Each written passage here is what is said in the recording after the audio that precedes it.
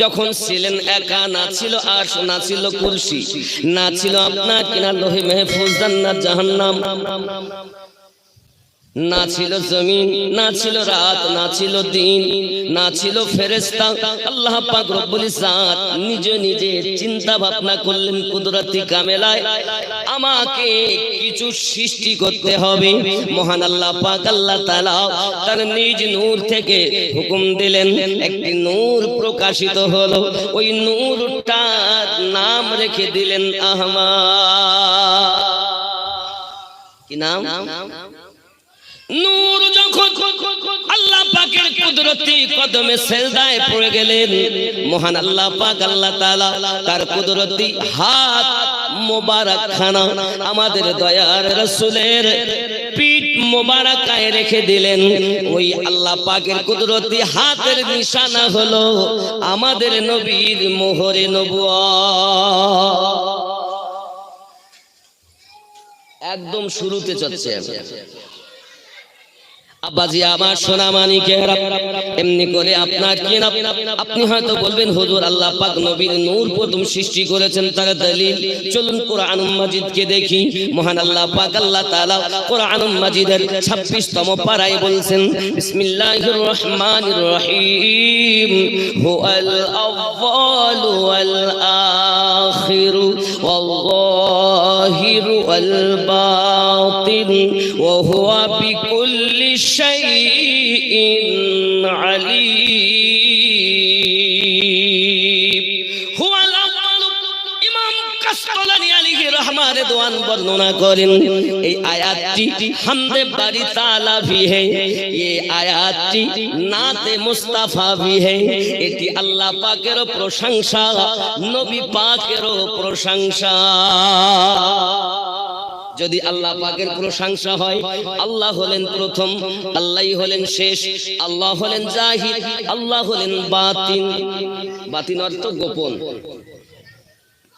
আর এটা যদি আমার নবীর প্রশংসা হয়, তাহলে আমাদের নবীকে আল্লাহ প্রথম বানিয়েছেন, জগতের বুকে আল্লাহ শেষে পাঠিয়েছেন। আমরা কোন নবীর উম্মত? প্রথম নবী না শেষ নবী? কথা বলেন।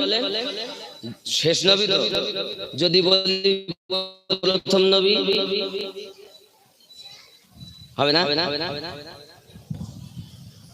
ফার্স্ট টু লাস্ট, যিনি প্রথম এবং শেষ, যিনি আমাদের নবী, তিনি প্রথম নবী বললেও ঠিক হবে, শেষ নবী বললেও ঠিক হবে। যদি বলেন হুজুর আমাদের নবী কত আগে নবী, চলুন না কেন আল্লাহ পাকের রাসূল হাদিস শরীফে বর্ণনা করেন, কুনতু নাবিয়্যা ওয়া আদামু বাইনার রূহি ওয়াল জাসাদ। আদম যখন পানি এবং মাটির ভিতরে, আমি আল্লাহর নিকটে নবী নবী হিসাবে ছিলাম। হাযা হাদিসুন সহিহুন, এই হাদিসটি সহিহ।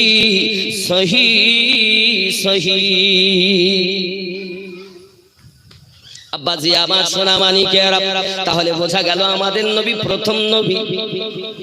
আমাদের নবী আল্লাহ পাক বলছেন ওয়া খাতামান নবিয়্যিন, আমি আপনার দ্বারাতে নবুয়ত সমাপ্ত করেছি। শুরু যার দ্বারাতে, সমাপ্ত আব্বাজি আমার সোনা মানিকেরা, মহান আল্লাহ পাক আল্লাহ তাআলা ওই নূরটাকে আপনার ময়ূর আকারে রাখলেন। কি আকারে? ময়ূর। ওই নূরটাকে কখন আল্লাহ পাক তারকা আকারে রাখলেন, ওই নূরের অংশই যদি বলতে চাই তাহলে এখানে ঘন্টা ঠিক চলে যাবে, আমি একদম টেনে নিয়ে যাচ্ছি। ময়ূর আকারে রাখলেন, ময়ূরের মাথায় দেখবেন একটি টোপ আছে না, টোপ, ওই টোপটা হলো হযরতে আলীর নূর। ময়ূরের গলায় দেখবেন মালা, এটা হলো মা ফাতিমার নূর। দুই কানে দেখবেন ময়ূরের দুল, এটি হলো হাসান হোসেনের নূর। এটাই হাকিকাত। বন্ধুরে আমার, মহান আল্লাহ পাক আল্লাহ তাআলা আমাদের নবীকে যখন ময়ূর আকারে রাখলেন, ময়ূর আকারে রাখার পর আমার আল্লাহ পাক আবার আমাদের নবীকে আপনার তারকা আকারে রাখলেন। যে তারকা সম্পর্কে আল্লাহ পাকের নবী স্বয়ং জিবরাইল আমিনকে জিজ্ঞাসা করছেন, ওগো ভাই জিবরাইল, আপনার বয়সটা কত একবার বলুন। হযরত জিবরাইল আলাইহিস সালাম বলেন, ইয়া রাসূলুল্লাহ সাল্লাল্লাহু আলাইহি ওয়াসাল্লাম, আমি সঠিক করে বলতে পারবো না, তবে এতটুকু কথা বলতে পারি, চতুর্থ আকাশে আমি একটি আলো দেখতে পেতাম, আমি একটা নূর দেখতে পেতাম, আমি একটা জ্যোতি দেখতে পেতাম। ওগো দরুদি নবী, ওই আলোটিকে আমি জিবরাইল আলাইহিস সালাম ৭০,০০০ বছর পর একবার করে উদিত হতো, আর ৭০,০০০ বছর দেখা যেত না। ওগো দরুদি নবী, ওই নূরটাকে আমি জিবরাইল আলাইহিস সালাম ৭০,০০০ বছর পরে একবার এই রূপ ভাবে আমি দেখেছি ৭২,০০০ বার। কতবার? রাসূল আমার বলেন, জিবরাইল তুমি জানো ওই নূরটা কি, ওই আলোটা কি? বলে না। আমার আপনার নবী বলে, ওয়া ইজ্জাতু রাব্বিকা আলাল কাওয়াকিব, হে জিবরিল তুমি যে আলোটা দেখেছো, নূরটা দেখেছো, ওটি ছিল আমি মুহাম্মাদের নূর। ৭২,০০০ বছর দেখার পরও নূর কিসের আলো, নবীর আলো না অন্য কিছু চিনতে পারলেন না, বুঝতে পারলেন না জিবরাইল আমিন। আর ভারতীয় মুসলমান ওদের নবী আমাদের বড় ভাই, জোরে বলুন নাউজুবিল্লাহ। আব্বাজি আমার সোনা মানিকেরা, শুধু এতটুকুই নয়, আমার আপনার নবী বললেন, জিবরাইল তুমি কি ওই নূরটাকে দেখতে চাও? হুজুর আমার বড় ইচ্ছা হয় যদি একবার দেখতে পেতাম। আমার আপনার নবী বলেন, আমার সিনার দিকে লক্ষ্য করো।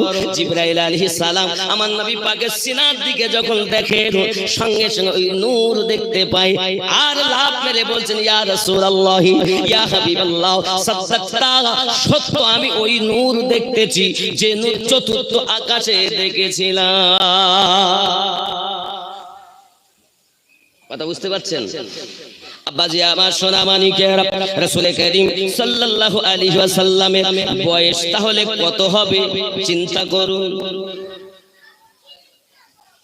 আমাদের নবী নবী হলেন কত বছরে?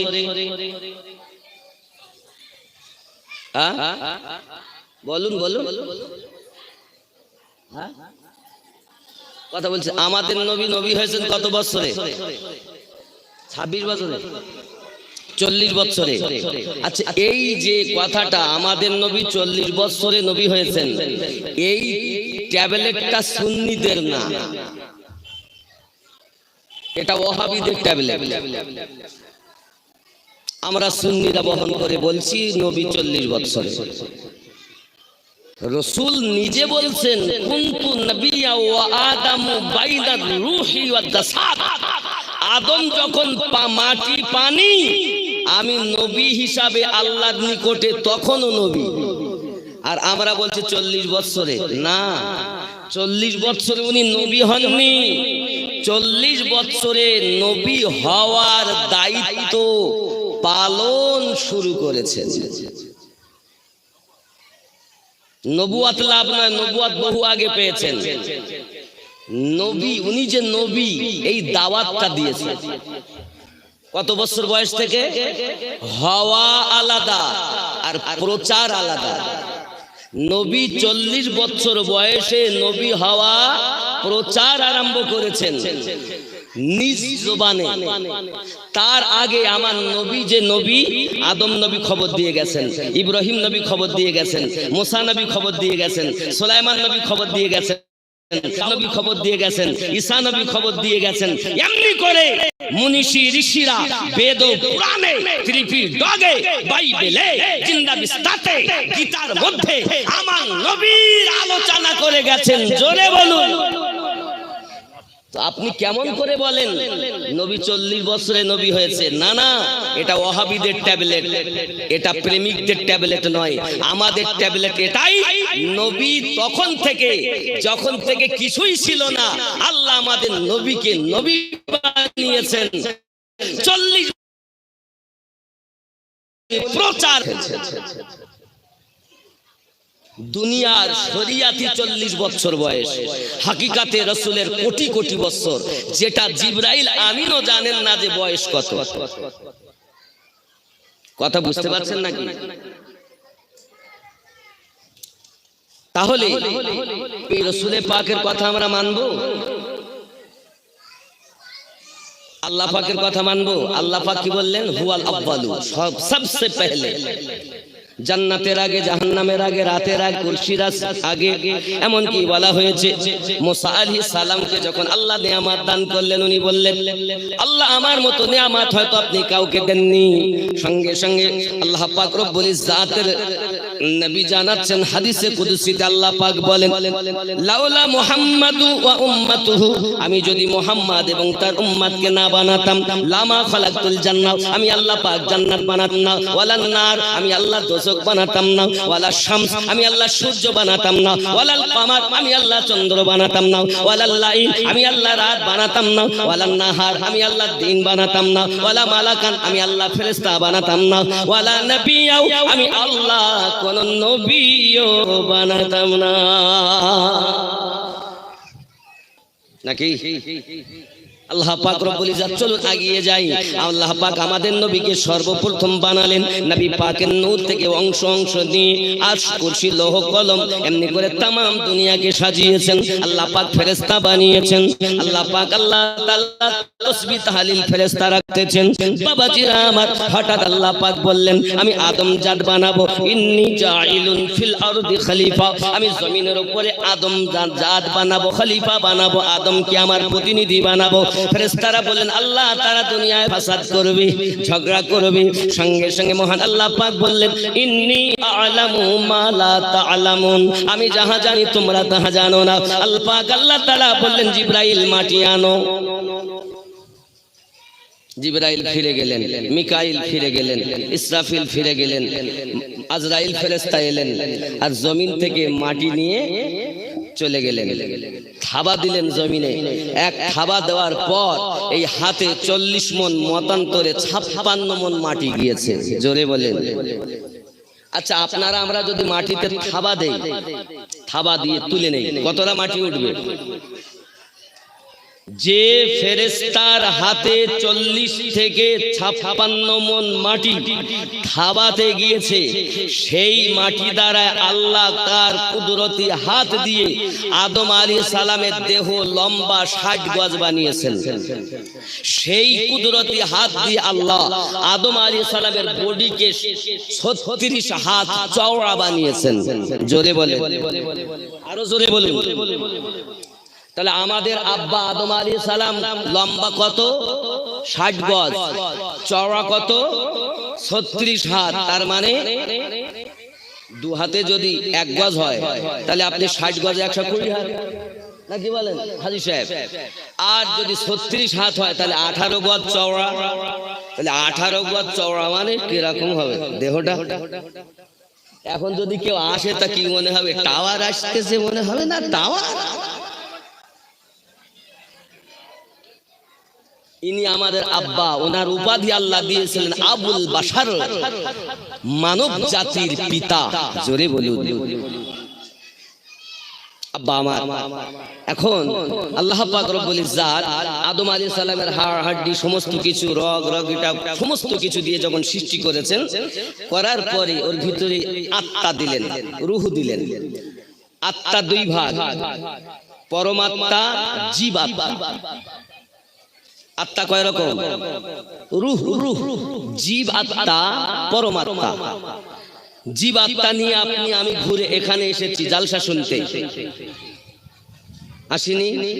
আবার যখন আমরা বিছানায় গিয়ে ঘুমাই তো দেখবেন শুয়ে আছি, ঘুরে বেড়াচ্ছি, ট্রেনে করে যাচ্ছি, ও জামার বাড়ি, ট্রেনে করে যাচ্ছি আমরা কোথায়? বেড়াতে, বন্ধুর বাড়ি। অথবা প্লেনে করে যাচ্ছি মক্কা মদিনায়, স্বপ্ন দেখছি, তার মানে জীবাত্মা শুয়ে থাকে, পরমাত্মা ভ্রমণ করায়। জোরে বলেন সুবহানাল্লাহ। কথা কি বুঝতেছেন আব্বাজি আমার? এখন আল্লাহ পাক যখন রূহ দিলেন আদমের ভিতরে, তো রূহ ভিতরে পাক মেরে বাইরে। আল্লাহ পাক বলছেন কি ব্যাপার রূহ? রূহ কান্না আরম্ভ করে দিয়েছেন, আয় আল্লাহ, এত অন্ধকার আদমের মধ্যে, ওই অন্ধকার আমি থাকবো কেমন করে? ঠিক এইখানে আবার গজল বলবো নাকি? আদম নবীর আত্মা যে কে দেখো তাকে জানা,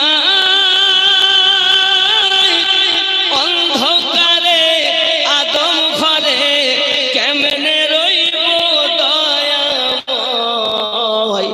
সেই দিনেতে আদম ঘরেতে নূরের আলোকে জ্বালায়। বলো গো শুনতে চাই দো জাহানের বাদশাহ হয়ে কে এলো রে দুনিয়ায়। বলো গো শুনতে চাই। 10 মাস ধরে নাভি কেটে কে মায়ের গর্ভেতে রয়। কি বাতাগাত পাক নামটি ও গো কি গো তাহার পরিচয়। 10 মাস ধরে অনাহারে কে মায়ের গর্ভেতে রয়। বলো গো শুনতে চাই দো জাহানের বাদশাহ হয়ে কে এলো রে দুনিয়ায়। বলো গো শুনতে চাই। আল্লাহুম্মা সাল্লি মাওলানা মুহাম্মদ ওয়া আলা আলি।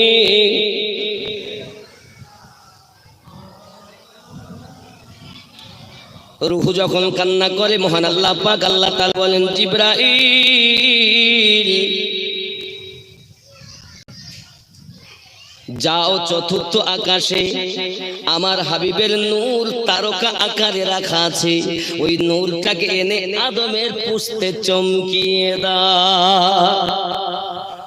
আল্লাহর ফেরেশতা জিবরিল যখন আমাদের রাসূল পাকের নূর, যে নূরটা জিবরাইল দেখেন, ওই নূরটা এনে যখন আদম আলাইহিস সালামের পুস্তে দিলেন, তখন আল্লাহর কোটি কোটি ফেরেশতা আদম আলাইহিস সালামের পাশে সুবহানাল্লাহ ওয়ালহামদুলিল্লাহ, সুবহানাল্লাহ ওয়ালহামদুলিল্লাহ, লা ইলাহা ইল্লাল্লাহ। আদম নবী বলেন রব্বে কারীম, কি ব্যাপার ফেরেশতারা কেন এত তাসবিহ তাহলিল করে? আমার আল্লাহ পাক বলেন আদম, আমার হাবিবের নূরটাকে তোমার কাছে আমি চমকিয়ে দিয়েছি, যার কারণে আমার হাবিবের তাজিমাতে আমি আল্লাহর তাসবিহ করে। আল্লাহ পাক আল্লাহ তাআলা সঙ্গে সঙ্গে আপনার অর্ডার দিলেন, এক কাজ করো। ফেরেশতারা তো আপনার কিনা দেখেছেন, আল্লাহ অর্ডার করলেন, ওই কুলনা লিল মালাইকাতি ইসজুদু লি আদম। আসুন আসুন, ভালো আছে, বসুন বসুন, মাশাআল্লাহ বসুন। বাপজি আমার, আদমের পুস্তে নবী পাকের নূর চমকে দেওয়া হলো। ফেরেশতাদেরকে আল্লাহ অর্ডার করলেন, তোমরা সিজদা করো। সুবহানাল্লাহ বলেন, আরো জোরে বলুন। এখন ফেরেশতারা সিজদা করলো। বাবা সারমর্ম আদম নবী বলছেন, আল্লাহ আমি একটু নূরটাকে দেখব। আমার আল্লাহ পাক আল্লাহ তাআলা আদম আলাইহিস সালামের পুস্তে নূর চমকিয়ে দিলেন। জোরে আল্লাহ আদম আলাইহিস সালামের উংলি মোবারকাতে নূর চমকিয়ে দিয়েছেন। আরো জোরে বলুন। এত সময় ফেরেশতারা দেখছিলেন, আদম দেখছিলেন না। এবার আদম দেখছেন আর বলছেন নূরটাকে, আমাদের নবীর নূর। কি নূর? মুহাম্মাদি নূর। জোরে বলুন। জমিনে যার নাম মুহাম্মদ, আকাশে যার নাম আহমদ। জাহেরেতে তুমি পুত্র, আদম তোমার পিতা হয়, বাতেনেতে তুমি পিতা, আদম তোমার পুত্র হয়। খুব খেয়াল করবেন, মনোযোগ দিয়ে শুনবেন। নবী দিবসের বক্তব্য রাখ, নবী দিবসের আয়োজন, এখানে অন্য ওয়াজ চলবে না। যখন যে চাষ তখন সেই ফসল। জাহেরেতে তুমি পুত্র, আদম তোমার পিতা হয়, বাতেনেতে তুমি পিতা, আদম তোমার পুত্র হয়। তা না হলে পিতার কোলে পুত্রর জন্ম কেমনে হয়? বলো গো, শুনতে চাই তো জাহানের বাদশাহ হয়ে কে এলো রে দুনিয়ায়? বলো গো, শুনতে চাই। জোরে বলুন নারী তাকবীর। এরকম তাকবীর হলে হবে, নারী তাকবীর, নারী রিসালাত। ইয়া রাসূলুল্লাহ, আল্লাহ নবীকে নিজের নাম থেকে বাদ দিলেন না, আর তোমরা শুধু নারায়ে তাকবীর, নারায়ে তাকবীর, নারায়ে তাকবীর দাও, হবে না তো? আল্লাহ রাজি হবে না। আল্লাহকে রাজি করতে গেলে নবীর ইত্তেবা লাগবে। এজন্য যেখানে নারায়ে তাকবীর হবে সেখানে নারায়ে রিসালাত হবে, আর যেখানে নারায়ে রিসালাত হবে ওখানে ওলি আল্লাহরও স্লোগান হবে। খুব সংক্ষিপ্ত যদি তাকবীর দেন তাহলে আল্লাহ, নবী, ওলি আল্লাহ। কথা বুঝতে পেরেছেন? এ নারায়ে তাকবীর তো ওয়াহাবিরাও দেয়, আমরা ওয়াহাবি নয়, আমরা সুন্নি। আমাদের তাকবীর হবে নারায়ে তাকবীর, আরো জোরে নারায়ে তাকবীর, নারায়ে রিসালাত, ইয়া রাসূলুল্লাহ, নারায়ে রিসালাত, নারায়ে বেলায়াত, ইয়া ওলি আল্লাহ। কেউ হয়তো বসিরহাটে যাচ্ছেন, কেউ ফুরফুরা যাচ্ছেন, কেউ বা ক্যানিং এ যাচ্ছেন, কেউ বা আপনার এমনি করে ঘটকপুকুরে যাচ্ছেন, কেউ বা আজমির যাচ্ছেন, কেউ বা পাঞ্জাব যাচ্ছেন, কেউ বা মুর্শিদাবাদ যাচ্ছেন, কেউ বা বাংলাদেশে যাচ্ছেন ইত্যাদি। তাহলে একবার যখন আমরা বলবো ইয়া ওলি আল্লাহ, তো সমস্ত ওলিকেই ডাকা হয়ে গেল। কথা বুঝতে পারেননি? আমাদের এখানে নবী এসে ইসলাম দিয়ে যাননি, আমাদের ভারতে আল্লাহর ওলিরা ইসলাম দিয়েছেন। এজন্য আমি ওলির কথা বলবো, তবে লাস্টে বলবো, আমি খালি বুঝালাম। তাহলে প্রথম তাকবীর কি হবে? আল্লাহ, নবী, ওলি আল্লাহ। আর আমরা যদি নিচে থেকে দেই তাহলে হবে ওলি আল্লাহ, রাসূলুল্লাহ, রব্বি আল্লাহ। ঠিক কি না? এই কথা বুঝেছেন? এরপরে আপনি মক্কা, মদিনা, আপনার পীরের নাম খাস করে দেন, যে নামে দেন দেন। আরো যদি দিতে চান তো আল্লাহ, নবী, হযরতে আলী, হযরতে আবু বকর, জোরে বলুন। তারপরে আপনি নিচে নামেন, কারণ নবীর পরেই আহলে বায়াত, মাওলায়ে কায়নাত, তারপরে সাহাবীদের মধ্যে শ্রেষ্ঠ প্রথম সাহাবী হযরত আবু বকর রাদিয়াল্লাহু তাআলা। এগুলো ইসলাম, আমার বানোয়াটি কথা নয়। ইসলামটাকে সীমাবদ্ধতে রাখবেন না, আল্লাহর দেওয়া ধর্ম। আব্বাজি আমার সোনামানিকের আগিয়ে চলুন, প্রিয় নবী সাল্লাল্লাহু আলাইহি ওয়াসাল্লামের নূরটাকে আদম আলাইহিস সালাম দেখে উংলি মোবারকাতে সঙ্গে সঙ্গে উনি আমার নবী পাকের নূর মোবারকা দেখে আপনার কিনা চোখে এমনি করে চুমা দিলেন মুখে, আর চোখে বোলালেন, জবানে বললেন কুররাতু আইনি বিকা ইয়া রাসূলুল্লাহ, আপনি আমার চোখের ঠান্ডা ইয়া রাসূলুল্লাহ। ও বাবাজি, এটা ছিল আমাদের আব্বার কাজ। 2 নাম্বার আরো একটি হাদিসে প্রসঙ্গে বলি, আল্লাহর হাবিবের সাহাবী হযরত বেলাল রাদিয়াল্লাহু তাআলা আনহু মসজিদ নববীতে আযান দিচ্ছেন। ওই কি হলো বাবা? আওয়াজ কমে গেল কেন? মসজিদ নববীতে আজান দিচ্ছেন, এখন আজানের সময়তে হযরত আবু বকর রাদিয়াল্লাহু তাআলা আনহু দাঁড়িয়ে রয়েছেন। হঠাৎ করে যখন হযরত বেলাল রাদিয়াল্লাহু তাআলা আনহু বললেন, আশহাদু আন্না মুহাম্মাদার রাসূলুল্লাহ, আবু বকর রাদিয়াল্লাহু তাআলা সঙ্গে সঙ্গে চুমা দিয়ে চোখে লাগালেন। দয়াল নবী দাঁড়িয়ে আছেন, আজান শেষে জিজ্ঞাসা করছেন, আবু বকর আপনি কি করলেন? আবু বকর রাদিয়াল্লাহু তাআলা বলেন, হুজুর আপনি আমার জীবন, আপনি আমার মরণ, আপনি আমার সব। হুজুর আপনার নাম শুনে আমি চোখে দিয়েছি। আল্লাহর হাবিব বলেন, আবু বকর আজ তুমি যেমন মোহাব্বতের সবুত দিয়েছো, জেনে রাখো যে আমার নাম শুনে কুদরাতু আইনি বিকা ইয়া রাসূলুল্লাহ সাল্লাল্লাহু আলাইহি সাল্লাম বলে চোখে দেবে, আমি নবী বলছি তার চোখের রোগ হবে না, হবে না। আরো আবু বকর সাক্ষী দিচ্ছি, আমি নবী বলছি যে এই রূপ পালন করবে, আমি নবী তাকে সাথে করে জান্নাতে নেব। কথা বোঝা যাচ্ছে? আব্বাসি আমার সোনা মানিকের, সর্বপ্রথম হযরত আদম আলাইহিস সালাম আমাদের নবী পাকের নাম আপনার চুমলেন, চোখে বোলালেন। আল্লাহ পাক আল্লাহ তাআলা ওই নূরটাকে আদম আলাইহিস সালাম থেকে শীশ আলাইহিস সালামের কাছে দিলেন, শীশ থেকে মাহলাইল, ওখান থেকে আপনার একের পর এক আস্তে আস্তে হযরতে নূহ আলাইহিস সালাম হই, ইব্রাহিম আলাইহিস সালাম হই। ইব্রাহিম নবীর আব্বার নাম কিন্তু আজার নয়, আব্বার নাম তারিক। বেশি শুদ্ধ করে আরবির আছে তারিক, তারিখ, আজর নয়। আজর চাচা, এখানে মৌলবীরা ধোঁকা খেয়েছে। কে বলে ইব্রাহিম নবীর বাপ আজর? আজর মূর্তি তৈরি করতে পারত, আর ইব্রাহিম আলাইহিস সালামের আব্বা তারিখ, তিনি বড় সম্মানিত ব্যক্তি ছিলেন, মূর্তি পূজা জীবনে করেননি। সূরা আল ইমরান আয়াত নাম্বার 33 আল্লাহ পাক চাচাই গোত্রকে খাস করে নিয়েছেন, তাদের জন্য ইসলামই ইসলাম। জোরে বল। তুমি খোঁজ রাখো না ইসলামের, দু পাতা পড়িয়ে তুমি বলছো আমি বড় মুফতি। ইসলামটাকে খোঁজো, যেটা না জানো জানো।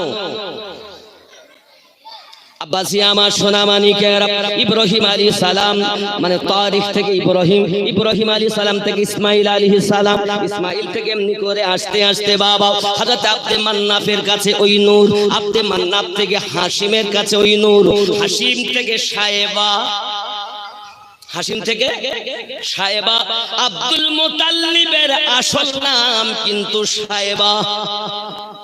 একটু পরিচয়টা দেব না? দেব। হে বাবাজি আমার সোনা মানিকের, আব্দে মান্নাফ হুজুরের আপনার কিনা সন্তান হযরতে হাশিম, তিনি করলেন কি, চললেন তেজারাত করতে আপনার শাম দেশে।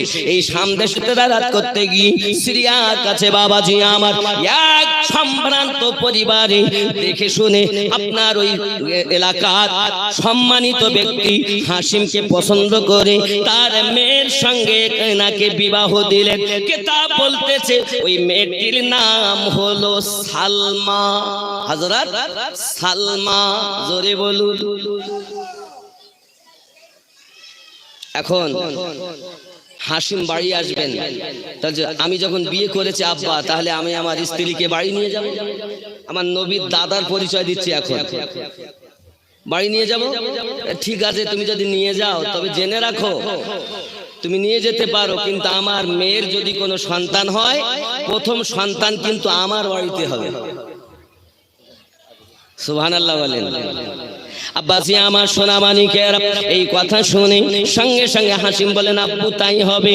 ইনি শ্বশুর আব্বার কাছ থেকে বিদায় নিয়ে উনি বাড়িতে চলে আসছেন। বাবাজি আব্দে মান্নাফ বাড়িতে বসে আছেন, যেই না আপনার হাশিমের কাছে একজন মহিলাকে দেখে দাঁড়াতে দেখে, এই দাঁড়াও হাশিম, ভিতরে ঢুকবে না, আমার সন্তানদের পাশে কখনো আমি কোনো মেয়ে দেখিনি। কে এটা? তখন হাশিম বলছেন তুমি যাও, নাহলে আব্বা আমাকে বকবে, তুমি যাও।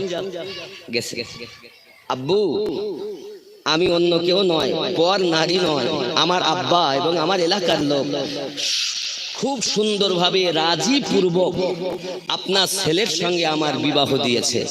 আমরা রাজি পূর্বক ভাবে বিবাহ করেছি, আপনার আমি বৌমা হই। তখন আব্দে মান্নাব বলেন, তাহলে ভিতরে এসো। হাসিমকে ভিতরে নিলেন। বাবাজি আমার থাকেন ওখানে। কিন্তু এদিকে আস্তে আস্তে আপনার কিনা হযরতে সালমা গর্ভবতী হয়েছেন, এটা কিন্তু কেউ জানে না। ইনিও আবার ব্যবসায় যাবেন। এমন সময় বলছে, আব্বা আমি যখন সেই ব্যবসায় যাব, তা আমার স্ত্রীকে আমি নিয়ে যাচ্ছি, আমার শ্বশুর বাড়ি রেখে ব্যবসায় যাব। ঠিক আছে বাবা যাও। বিদায় নিয়ে উনি চলে গেলেন। এমন সময় শ্বশুর বাড়িতে বিবিকে রেখে উনি ব্যবসায় গিয়েছিলেন। ব্যবসা থেকে শ্বশুর বাড়ি এসে উনি অসুস্থ হয়ে ইন্তেকাল করেছিলেন। ইন্তেকাল করার পর ওই সালমা যে একটি সন্তান জন্ম নেয়, ওই সন্তানটার নাম রাখা হয় সাহেবা। কি নাম রাখা হয়? সাহেবা। আব্বা আমার আরবের নিয়ম হলো যে সব বাচ্চারা প্রথম দুনিয়ায় জন্ম নেবে, তাদের প্রথম শিক্ষা দেওয়া হবে তীর চালানো। কি চালানো? তীর। তৎকালীন যুগের কথা বলছি, এখন আমার নবী আসেননি, কিন্তু নবীর দাদার আলোচনা হচ্ছে। আব্বাজি আমার সোনা মানিকেরা, চলুন না এগিয়ে যাই। এমন সময়তে সাহেবা যখন আপনার চলতে ফিরতে শিখেছে, অনেক বাচ্চাদের সঙ্গে উনি খেলা করতেছেন। খেলা করতে করতে তীর মারতেছে। অন্য বাচ্চারা তীর মারেন, কিন্তু তীর নিশানাতে লাগে না। কিন্তু হাসি আপনার সাহেবা যখন ওই তীরগুলো চালায়, প্রত্যেকটি তীর নিশানা মতো লাগে। সবাই বলে, আয়ে সাহেবা তোর তীর কিভাবে নিশানাতে লাগে, আমাদের কেন লাগে না? সঙ্গে সঙ্গে বলছে, তোমরা জানো না আমি কুরাইশ বংশের ছেলে।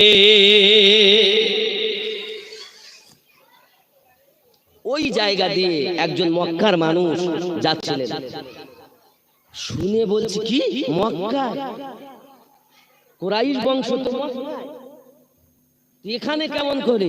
বাবা মাইক এদিক ওদিক হলে হবে না বাবা। বাবারা এমন সময় দেখা গেল ওই মানুষটি মক্কায় গিয়ে আপনার